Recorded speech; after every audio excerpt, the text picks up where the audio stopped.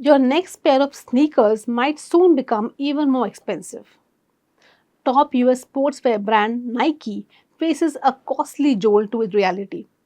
At first glance, Nike's sneakers appear attractive. But thanks to recent tariffs, the company is now on a weak footing, not just figuratively but also financially. Reason? Bulk of the products are manufactured in Vietnam. After US President Donald Trump slapped a 40% plus tariff on goods from the Southeast Asian nation, outsourcers like Nike were forced to rethink their global supply chains. For Nike, Vietnam hasn't just been another factory stop. It is the epicenter of its footwear manufacturing regime. Roughly 50% of all Nike shoes are made there after nearly 3 decades of capacity building. Like Nike, for companies that have spent decades building global supply chains, the tariffs have undone the benefits of cheap manufacturing in certain geographies. Countries in the Southeast Asia are amongst the worst affected.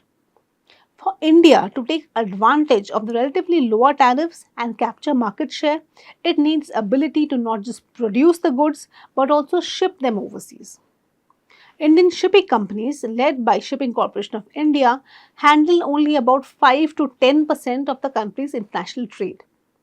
This dependency makes Indian exporters vulnerable to the changes in global shipping costs and availability, especially during the periods of high demand. This was not always the case. India's coastal regions, particularly Gujarat, West Bengal, and Odisha, were major hubs for shipbuilding in ancient times. They facilitated trade within Southeast Asia, with Africa, and West Asia. Under the British colonial era, shipyards in India, such as Masgao Dock in Mumbai, which was established in 1774, primarily constructed vessels for the British Navy and merchant fleets. After independence in 1947, India began rebuilding its shipbuilding industry. Public sector enterprises such as Cochin Shipyard played a key role in constructing ships for the Indian Navy, Coast Guard, and commercial sectors. But today, India faces a significant challenge with container availability. The country produces between 10,000 and 30,000 containers annually. When this is compared to China's output of 2.5 to 3 million containers, it leaves India with less than 1% of the global market share in container manufacturing. Additionally, India is highly dependent on containers imported from China, which exposes it to supply chain disruptions and price fluctuations. Indian manufacturers face high production costs for containers ranging from 3,500 US dollars to $4,000 per 40-foot container compared to China's cost of 2,500 to $3,000 per container. This cost disparity makes it challenging for India to compete, and reliance on Chinese imports leave the country susceptible to global supply chain disruptions. In 2024, China, South Korea, and Japan remained at the forefront of the shipbuilding market thanks to their advanced infrastructure and expertise.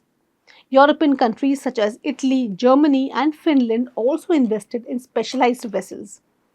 Currently, India holds less than 1% of the global shipbuilding market. In a stark contrast, its global trade competitors like China, South Korea, and Japan collectively control 85% of the shipping industry. Therefore, to compete in the goods exports, the country needs to see a big leap in the shipbuilding sector. Indian government has announced plans to build multiple shipbuilding clusters in collaboration with coastal states.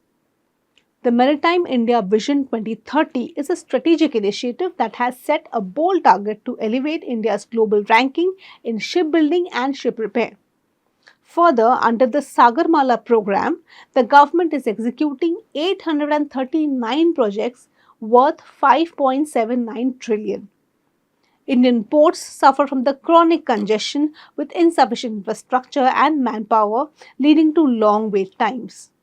When shipments arrive at ports, they often sit for 2 to 3 days before being processed.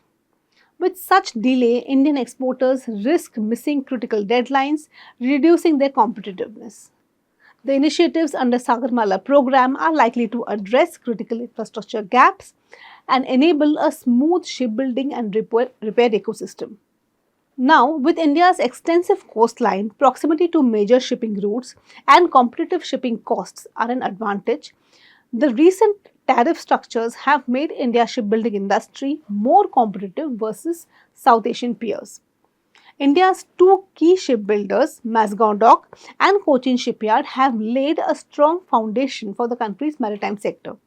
Mazagon Dock, known for its role in constructing warships for Indian Navy and Coast Guard, has delivered over 800 vessels since its inception. Cochin Shipyard, the largest shipbuilder in India, specializes in constructing offshore vehicles, oil tankers, and aircraft carriers. Also, it is the largest ship repair facility in the country. Both companies play pivotal roles in advancing India's maritime ambitions. So, the US tariff regime could propel more shipbuilding and port development investments in India to facilitate the export of goods that could stand to gain market share in the global trade.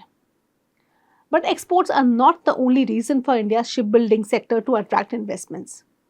Building submarines and maintenance and repair of international ships are the other reasons India's shipbuilders could gain prominence.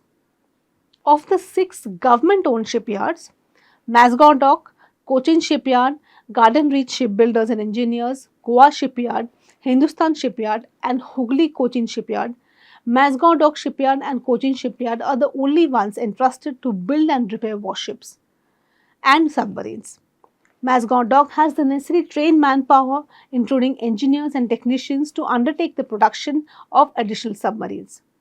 Coming to repairs, there are only 2 entities, Mazagon Dock and L&T, which have signed ship repair agreements with the US government. The agreement is expected to open up voyage repairs of US Navy ships at Mazagon Dock. Recently, Cochin Shipyard has also signed an agreement with Dry Docks World, a leading service provider for maritime and offshore oil and gas and renewable energy industries globally, for the development of ship repair clusters. So, the duopolistic shipbuilding stocks could see substantial investments in the coming years to boost India's global supply chain network.